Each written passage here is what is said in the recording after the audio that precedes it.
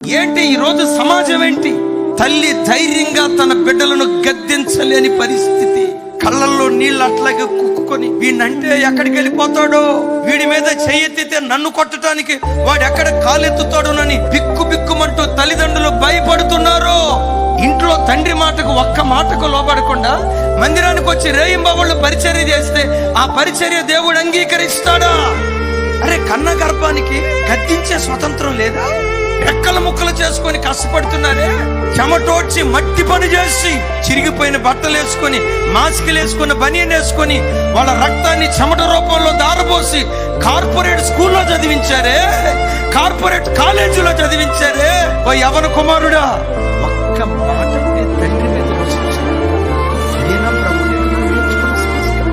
యవన బిడ్డలారా, దేవునికి కావాల్సింది నీ పరిచర్య కాదు, ముందు నీవు దేవునికి కావాలి.